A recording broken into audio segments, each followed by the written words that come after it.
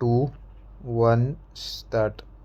Unlike natural calamities that are beyond human control, avoidable disasters resulting from human error or negligence prove more tragic and completely imbalance the intergenerational equity and cause irretrievable damage to the health and environment for generations to come. Full stop. Such tragedy may occur from pure negligence, contributory negligence, or even failure to take necessary precautions in carrying on certain industrial activities. Full stop. More often than not, the affected parties have to face avoidable damage and adversity that results from such disasters. Full stop. The magnitude and extent of adverse impact on the financial soundness, social health and upbringing of younger generation, may have been beyond human expectations. Full stop. In such situations, and where the laws are silent or are inadequate, the courts have unexceptionally stepped in to bridge the gaps, to provide for appropriate directions and guidelines to ensure that fundamentals of Article 21 of the Constitution of India are not violated. Full stop. Para. The Bhopal Grace tragedy is a glaring example of such imbalances and adverse impacts, whereby courts intervention, poor and destitute have been provided relief and rehabilitation. Full stop. The Bhopal gas leak disaster occurred on the intervening night of the 2nd 3rd December 1984. Full stop. Data reflecting the exact number of affected persons was not available initially. Full stop. Earlier, it was felt that only a small number of persons were adversely affected in terms of health or otherwise by the leakage of toxic gases from the Union Carbide unit at Bhopal.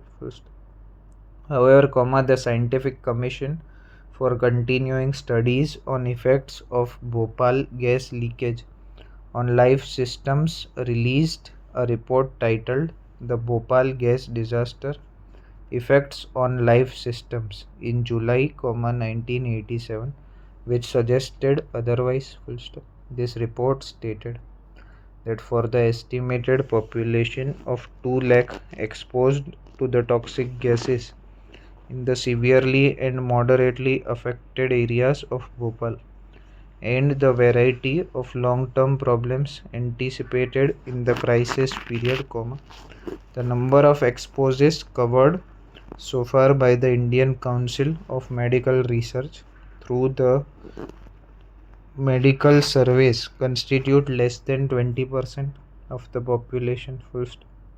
With the passage of time, this figure of the affected population has swollen to nearly 5 lakhs. By the same scientific commission, it was also found that in the general, the output of the medical project so far had not equaled the magnitude of the tasks assigned to them, presumably due to lack of resources, trained staff, as well as physical inputs. This has to be remedied in the shortest time so that the project is completed fully. An opportunity for mounting such a massive long-term longitudinal study on a population exposed to a one-time acute chemical stress may not present itself again, and hence it would be a pity if that opportunity was missed. Various steps were recommended by the Scientific Commission, from time to time, to tackle the two main aspects of this disaster.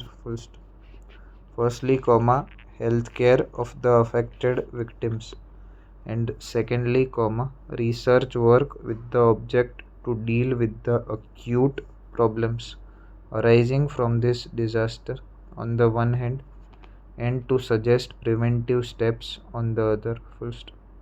Writ petition number 50 of 1998 was filed by the Bhopal gas sufferers as a public interest litigation under Article 32 of the Constitution. First, this petition was founded on the rights available to the victims of the Bhopal gas disaster under Article 21 of the Constitution, and it was prayed that they were entitled to receive free and proper medical assistance from the respondents, the Union of India and the state of Madhya Pradesh. First, it was also prayed that the respondents be directed to take effective steps in that regard, which inter alia included providing of free medicines and preparing a detailed plan of medical rehabilitation that ensured the availability of basic medical facilities to the gas victims. First, lastly, it was also prayed that the ICMR be directed to resume and conduct research studies and to make public the reports published by it so as to provide the basic ground for issuance of appropriate directions by this court. Para.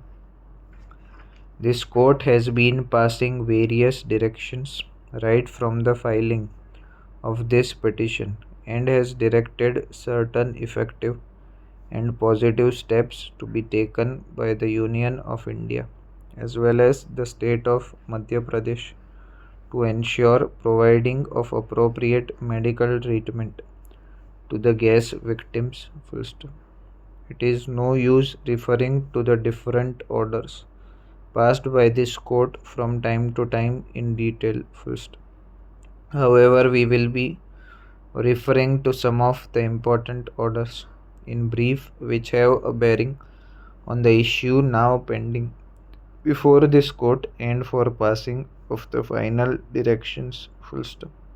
To begin with, the ICMR had undertaken certain research works immediately after the Bhopal disaster, and appropriate steps had been taken, as claimed by the state and the central government, to deal with the medical problem of the gas victims. However, it appears from the record and has been averred before us that after 1994, the ICMR allegedly took an irrational decision to disband all Bhopal gas disaster related medical research.